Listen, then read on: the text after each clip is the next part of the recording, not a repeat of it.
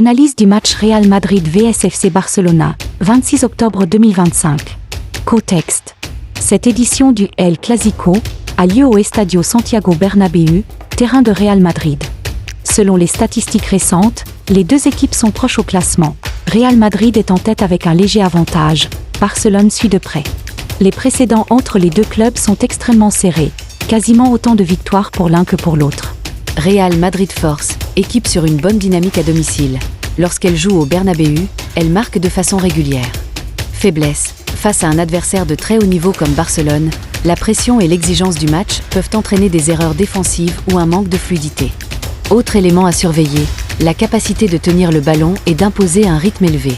Barcelona. Force, capacité à sortir des matchs avec une forte activation collective et à créer des occasions. Comme le montre le pourcentage élevé de matchs avec but des deux côtés. Faiblesse, éventuels absents ou joueurs moins en forme peuvent peser, notamment en contre-attaque ou dans la finition. Il faudra que Barcelone sache exploiter les failles de Real Madrid, notamment en transition, et qu'il reste discipliné tactiquement. Qui va gagner le duel ? Dans le cadre de ce match précis, El Clásico, Real Madrid à domicile, et en considérant les rôles attendus. Real Madrid aura probablement besoin de Bellingham pour créer, casser les lignes, apporter de la verticalité. Barcelone aura besoin de Pedri pour gérer le tempo, lancer les offensives, éviter de subir. Je donnerai un léger avantage à Bellingham dans ce duel pour cette rencontre particulière. Pourquoi ? Le contexte lui est favorable, match à domicile, Real doit imposer sa domination. Duel tactique, Bellingham vs Pedri. En rôle dans le système. Jude Bellingham, Real Madrid. Placé en faux 10 derrière Mbappé et Vinicius. Il joue librement entre les lignes, alternant entre pressing haut et projection rapide. Sa mission, casser les lignes du Barça, déclencher les transitions et finir les actions. Pedri, FC Barcelone. Positionné dans un rôle de relayeur créateur à gauche du trio du milieu, avec Gavi et De Jong.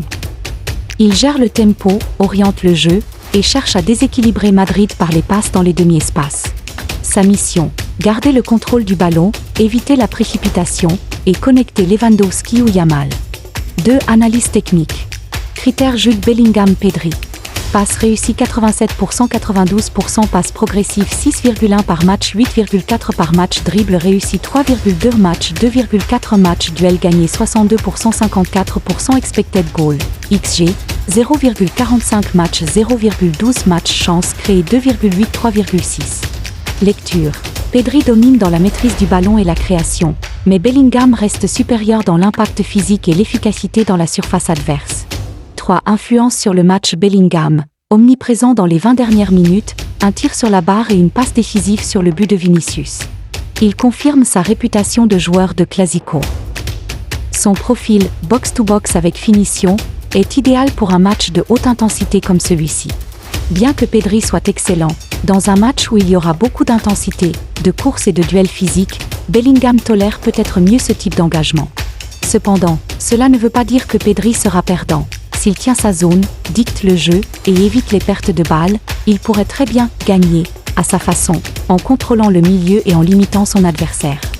Pedri, calme, précis, mais parfois freiné par le pressing de Tchouaméni et Valverde. Il a néanmoins réussi à dicter le tempo sur plusieurs séquences.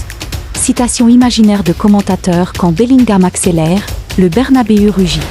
Quand Pedri touche le ballon, le Barça respire. Verdict du duel. Bellingham remporte le duel sur l'impact global et l'influence décisive, but ou passe clé. Pedri gagne sur la pure élégance technique et la gestion du jeu, mais son influence reste plus discrète. Index revers pointant vers la droite, blanc gagnant du duel, Jude Bellingham, léger avantage.